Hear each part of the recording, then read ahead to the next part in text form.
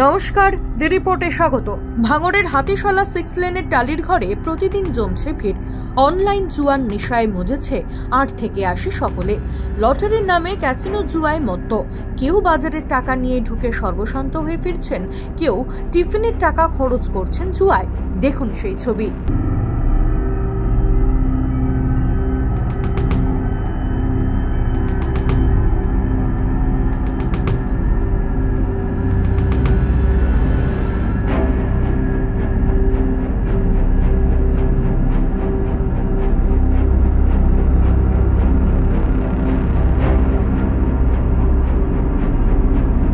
স্থানীয় সূত্রে খবর, বছর কয়েক ধরে চলছে এই বেআইনি ব্যবসা।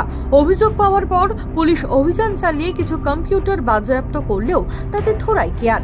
ফের কিছুদিন পর বসছে জুয়ার আসর। এক বাসিন্দার দাবি, স্থানীয় রাজনৈতিক নেতাদের মদত না থাকলে প্রকাশ্যে এভাবে জুয়ার আসর বসতে পারে না। কম্পিউটার ডিজিটাল জুয়া এর মানে টাসের থেকে বড় জুয়া। টাস তো একরকম জুয়া, আর তার তেগুন জুয়া। মানে এই জুয়ায় টোটাল আমাদের এই ভাঙড় থানা 6 লাইনই মোটামুটি সব ছেলেপিলেরা শেষ হয়ে যাচ্ছে। শাসক দল নেতা না যুক্ত না থাকলে ওখানে চালাতেই পারবে না জুয়া। শাসক দল না যুক্ত না থাকলে ওদের জুয়া চালাবারই ক্ষমতা নেই। প্রশাসন, শাসক দল এর দুটোই ওর সাথে যুক্ত আছে, না থাকলে ওরা চালাতেই পারবে না। এ প্রসঙ্গে পশ্চিমের বিধায়ক শওকত মোল্লা কি জানালেন শুনবো। আমি বিষয়টা ডিসির সঙ্গে কথা বলবো বা আবাসিকদের সঙ্গে কথা বলবো। নিশ্চিন্তা থাকুন, এর প্রচেষ্টা আমরা করবো।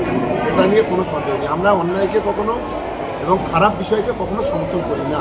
তৃণমূলের বড় নেতারা এই ক্যাসিনো জুয়ার সঙ্গে জড়িত। পুলিশের একাংশও ভাগ নিচ্ছে। অবিলম্বে এই অনলাইন জুয়া বন্ধ করা না হলে পুলিশ কমিশনারের কাছে অভিযোগ জানাবো। বিস্ফোরক অভিযোগ করলেন বিধায়ক নওসাদ সিদ্দিকী। আমার কাছে খবরটা আছে, খবরটা এসে পৌঁছেছে। অলরেডি এআরএস একবার সেখানে অভিযান চালিয়েছিল, আবার নতুন করে শুরু হয়েছে।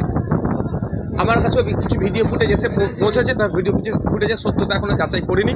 তবে এটা নিয়ে আমি কলকাতা পুলিশের সিপি সাহেবের কাছে নিশ্চিতভাবে আমি কমপ্লেন করব। এর আগে কলকাতা পুলিশের সিপি স্যারের কাছে বেশ কয়েকটা বিষয়ে কমপ্লেন করেছিলাম, কাজ হয়েছিল। যে আমার কাছে খবর ছিল এই ভাঙড়ের কোনো একটা এলাকায় এই গাঁজার ব্যবসা চলছিল মুদিখানার দোকান থেকে।